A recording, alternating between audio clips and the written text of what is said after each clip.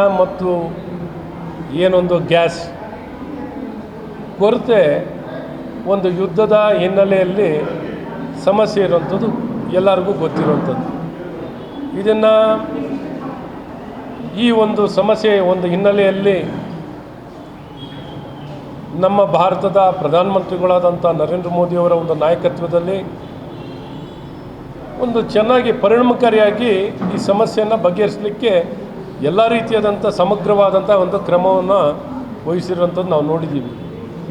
ಹಾಗಾಗಿ ಇಡೀ ವಿಶ್ವನೇ ಕೊಂಡಾಡ್ತಿರೋದು ಹೇಗೆ ಭಾರತ ಇಂಥ ಅಭಾವ ಅಥವಾ ಇಂಥ ಯುದ್ಧದ ಸಮಯದಲ್ಲೂ ಭಾರತ ಸರ್ಕಾರ ಎಷ್ಟು ಉತ್ತಮವಾಗಿ ನಿರ್ವಹಣೆಯನ್ನು ಮಾಡ್ತಿರೋಂಥದ್ದನ್ನ ಎಲ್ಲರೂ ಮೆಚ್ಚುಗೆಯನ್ನು ವ್ಯಕ್ತಪಡಿಸಿದ್ದಾರೆ. ಈ ದಿಕ್ಕಿನಲ್ಲಿ ಇವತ್ತು ತುಂಬ ಗ್ರಾಹಕರಿಗೆ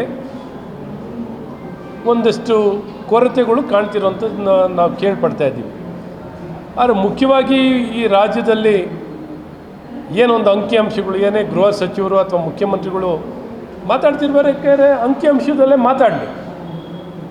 ಎಷ್ಟು ಸಪ್ಲೈ ಆಗ್ತಿದೆ, ಎಷ್ಟು ಬರಬೇಕಿತ್ತು, ಎಷ್ಟು ಬರ್ತಿಲ್ಲ, ಎಷ್ಟು ಸಪ್ಲೈ ಆಗ್ತಿತ್ತು, ಎಷ್ಟು ಸಪ್ಲೈ ಆಗ್ತಿಲ್ಲ, ಅಂಕಿಅಂಶದಲ್ಲೇ ಮಾತಾಡಲಿ. ಇವತ್ತು ಅಂಕಿಅಂಶಗಳು ಏನು ಬರ್ತಿದೆ, ಏನು ಬಳಕೆ ಆಗ್ತಿತ್ತು, ಏನು ಕೊಡ್ತಿದ್ರು ಮಾಡ್ತಿದ್ರು, ಅಂಕಿಅಂಶಗಳಿದೆ.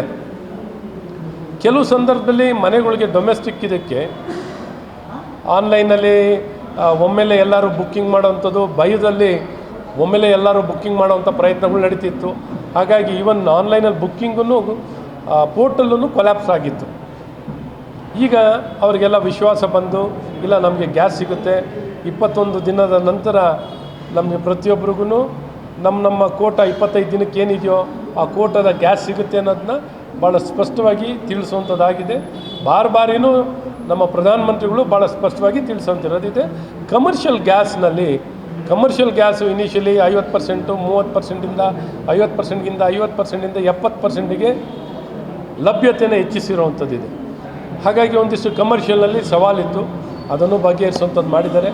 ಒಟ್ಟಾರೆ ಕೆಲವರು ಇದನ್ನು ದುರುಪಯೋಗ ಪಡಿಸ್ಕೊಳ್ಳಿಕ್ಕೂ ಪ್ರಯತ್ನ ಮಾಡಿದ್ದಾರೆ. ಕೃತಕ ಅಭಾವ ನಿರ್ಮಾಣ ಮಾಡುವಂಥದ್ದು ಅಥವಾ ಬ್ಲ್ಯಾಕ್ ಮಾರ್ಕೆಟ್ನಲ್ಲಿ ಮಾರುವಂಥ ವ್ಯಕ್ತಿಗಳು ಇದನ್ನು ತಡೆಗಟ್ಟಲಿಕ್ಕೆ ಇಲ್ಲಿ ರಾಜ್ಯ ಸರ್ಕಾರ ಏನು ಕ್ರಮವನ್ನು ವಹಿಸಬೇಕಾಗಿದೆಯೋ ಈ ಕ್ರಮವನ್ನು ವಹಿಸಲಿಕ್ಕೆ ಇವತ್ತು ರಾಜ್ಯ ಸರ್ಕಾರ ಉದ್ದೇಶಪೂರ್ವಕವಾಗಿ ವಿಫಲರಾಗ್ತಿರುವಂಥದ್ದು ಇದು ಸ್ಪಷ್ಟವಾಗಿ ಎತ್ಕಾಣ್ತಿರುವಂಥದ್ದು. ರಾಜ್ಯ ಸರ್ಕಾರ ಉದ್ದೇಶಪೂರ್ವಕವಾಗಿ ರಾಜಕೀಯ ಪ್ರೇರಿತವಾಗಿ ಇವತ್ತು ಈ ಸಮಸ್ಯೆಯನ್ನು ಇನ್ನೂ ಉಲ್ಬಣಗೊಳಿಸಲಿಕ್ಕೆ ಹೆಚ್ಚಿಸಲಿಕ್ಕೆ ಇವತ್ತು ಪ್ರಯತ್ನವನ್ನು ಮಾಡ್ತಿದ್ದಾರೆ.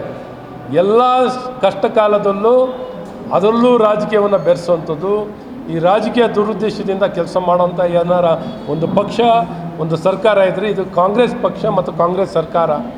ಹಾಗಾಗಿ ಈ ಕಾಂಗ್ರೆಸ್ ಸರ್ಕಾರ ಗೃಹ ಸಚಿವರಾಗಿರಲಿ, ಆಹಾರ ಸಚಿವರಾಗಿರಲಿ, ಮುಖ್ಯಮಂತ್ರಿಗಳಾಗಿರಲಿ, ಉಪಮುಖ್ಯಮಂತ್ರಿಗಳಾಗಲಿ ಅಂಕಿಅಂಶದಲ್ಲಿ ಮಾತಾಡಲಿ. ಕೂತ್ಕೊಳ್ಳಿ, ಆಯಿಲ್ ಸಪ್ಲೈಯರ್ಸ್ ಹತ್ರ ಏನಿದೆ ಎತ್ತಿದೆ ನೋಡಿ ಮಾತಾಡಿ. ಸುಮ್ಮನೆ ಈ ರೀತಿ ರಾಜಕೀಯ ಮಾಡೋವಂಥದ್ದು, ಜನರ ಕಷ್ಟದಲ್ಲೂ ರಾಜಕೀಯ ಮಾಡೋದಿದೆಯಲ್ಲ, ದೇಶದ ಸಂಕಷ್ಟ ಪರಿಸ್ಥಿತಿಯಲ್ಲೂ ಕೀಳುಮಟ್ಟದ ರಾಜಕೀಯ ಮಾಡೋವಂಥದ್ದು ಇದೆಯಲ್ಲ, ಅದಕ್ಕಿಂತ ಕೀಳುಮಟ್ಟದ ಕೆಲಸ ಯಾರ ಕೈನಿಂದಲೂ ಮಾಡಲಿಕ್ಕೆ ಸಾಧ್ಯವಿಲ್ಲ. ಅಂತ ಕೆಲಸ ಮಾಡೋರೆ ಈ ಕಾಂಗ್ರೆಸ್ನವರು ಅಂತ ಭಾಳ ಸ್ಪಷ್ಟವಾಗಿ ಹೇಳೋಕ್ಕೆ